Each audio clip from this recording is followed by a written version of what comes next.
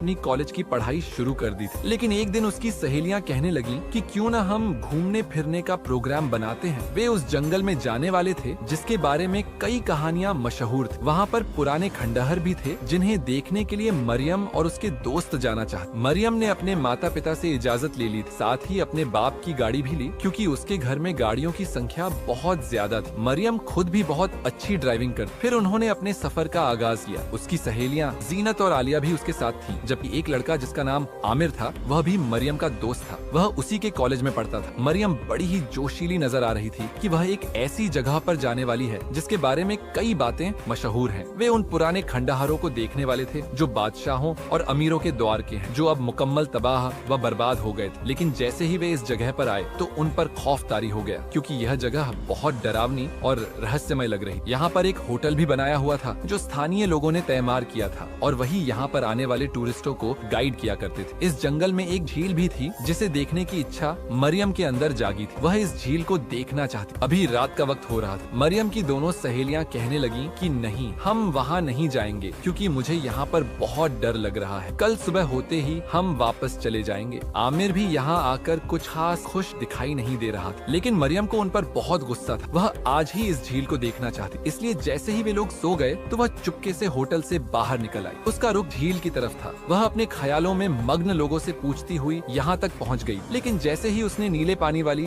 इस झील को देखा तो हैरान रह गई। वह बहुत ही खूबसूरत चांद का अक्स इस झील के ऊपर पड़ रहा था। वह इसे देखकर बहुत खुश हो रही। काफी देर तक वह इस झील को देखती रही, इसके ठंडे पानी से लुत्फ उठाती रही। लेकिन जैसे ही वह वापस जाने लगी तो उसके होश उड़ गए थे क्योंकि वह वापसी का सफर भूल गई थी। वह गलती से दाईं ओर की बजाय बाईं ओर मुड़ गई और इस जंगल में भटक गई थी क्योंकि वह यहाँ पर नई थी। उसे इन रास्तों का इल्म नहीं था, लेकिन वह जान गई थी कि इस जंगल में वह बहुत ज्यादा आगे निकल आई थी और वापस जाने का रास्ता भूल गई है। वह दोनों हाथों में सिर थामे खड़ी थी कि अचानक ही उसके कानों में किसी के दर्दनाक चीखने की आवाजें आने लगी। ये आवाजें बड़ी रहस्यमय थी। इन आवाजों को सुनकर उसने अपने दोनों कानों पर हाथ रख लिए थे। फिर उसे रहा न गया और वह उन आवाजों की तरफ जाने लगी। यह देखकर उसके ऊपर दहशत तारी हो गई थी कि यह आवाज एक काले गहरे कुएं से आ रही। ऐसा लग रहा था कि वहाँ पर कोई नौजवान है जिसे अजीत दी जा रही है, जो बहुत तकलीफ में है। वह जैसे ही इस कुएं के अंदर झांकने लगी, अचानक किसी ने उसके कंधे पर हाथ रखा था। किसी का लम्स अपने वजूद पर महसूस करके उसके मुंह से चीख निकली थी। लेकिन जैसे ही पलटकर देखा